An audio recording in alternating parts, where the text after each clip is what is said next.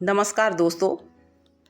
जैसा कि हम सब जानते हैं कि महाभारत की रचना महर्षि वेदव्यास ने की थी, परंतु वे नेत्रहीन होने के कारण इसे लिख नहीं पाए थे। तब उन्होंने यह कथा गणेश जी को सुनाई थी और गणेश जी ने इसे लिखा था। इसमें अनगिनत ऐसी घटनाएं घटी थी जो बेहद रोमांचित और हैरान करने वाली थी। इन्हीं में से एक घटना थी गुरु द्रोणाचार्य के जन्म की, जिसके बारे में कम ही लोग जानते हैं। गुरु द्रोणाचार्य कौरव और पांडव दोनों के गुरु थे। साथ ही इन्हें गुरु बृहस्पति का अंश भी माना गया है।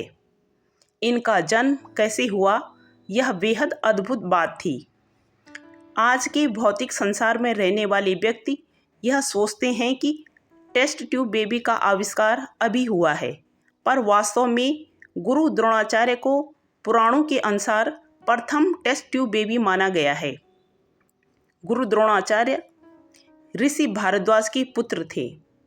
एक बार ऋषि भारद्वाज गंगा नदी में स्नान करने गए।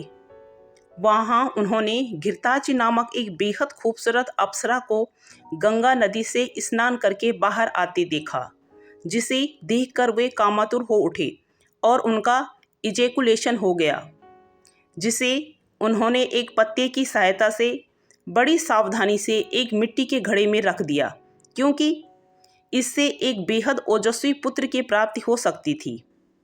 गुरु द्रोणाचार्य माता की गर्भ की तरह इसी घड़े में पले और उनका इसी से जन्म हुआ। द्रोण यानी घड़े से उत्पन्न होने के कारण उनका नाम द्रोणाचार्य पड़ा। अदम्य धनुर्धर और बुद्धिमान द्रोणाचार्य को जब पता चला कि भगवान परशुराम ब्राह्मणों को अपना सर्वस्व दान कर रहे हैं, तो वे भी परशुराम के पास गए और उनसे सारे अस्त्र शस्त्र मांग लिए। इनकी पत्नी का नाम कृपि था और पुत्र का नाम अश्वत्थामा था। कहा जाता है कि अश्वत्थामा जन्म लेने के बाद एक बच्चे की तरह नहीं, बल्कि एक अश्व यानी घोड़े की तरह हिनहिनाया, इसीलिए उसे अश्वत्थामा नाम दिया गया।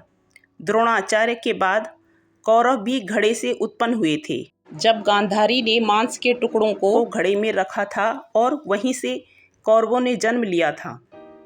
तो दोस्तों, कई वेदों और पुराणों में यह तथ्य मिल चुके हैं कि हमारे पूर्वज आज के इन आविष्कारों के बारे में पहले से ही बखूबी जानते थे, और गुरु द्रोणाचार्य का जन्म इसका एक अद्भुत उदाहरण है। बहुत बहुत धन्यवाद।